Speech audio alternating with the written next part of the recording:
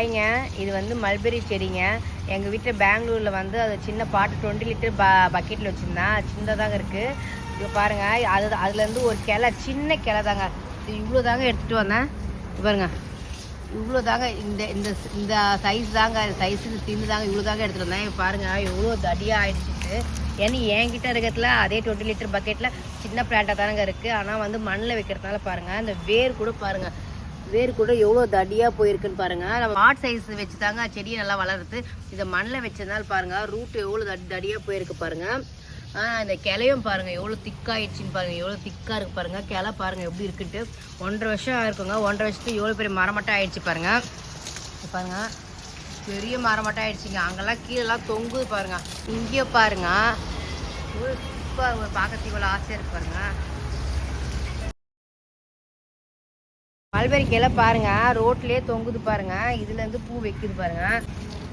இந்த பசங்கள்லாம் ரோட்டில் பசங்கள்லாம் பிரித்து சாப்பிடுவாங்க. சரி ஷேடாக இருக்குன்னு சொல்லி விட்டு வச்சுருக்காங்க பாருங்க.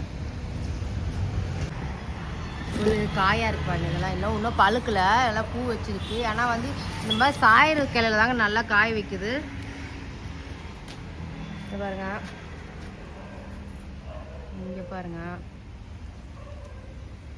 எவ்வளோ கொத்து கொத்தாக காய வச்சிருக்கு பாருங்க. இங்கே பாருங்க பாருங்க, க்ரீன் கலராக இருக்கிறதெல்லாம் காய் தாங்க. ஃபுல்லாக இந்த கிளை ஃபுல்லாக சாஞ்சு இருக்கிறதுனால கொத்து கொத்தாக காய் பிடிக்குதுங்க. இங்கே பாருங்க ரெட் கலராக இருக்கு பாருங்க. இன்னும் பழுக்கல, ரெட் கலருக்கு பழுக்கல, பிளாக் கலராக இருந்தாங்க. நல்லா திப்பாக இருக்கும், ஸ்வீட்டாக இருக்கும். இங்கே பார்ப்போம். அங்கே பாருங்க, இப்போதான் பார்க்குறேன். அம்மாடி பிளாக் கலராக இருக்கா, அது உள்ளே தான் போய் பிரிக்கணும். பாருங்கள் மேலே பாருங்கள், இங்கே பிளாக் கலராக இருக்கு பாருங்கள்.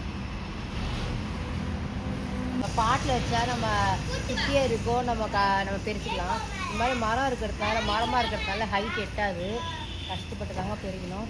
ஆனால் பெருச்சாலும் குச்சி வச்சு தட்டாலும் கீழே தாங்க விழும்.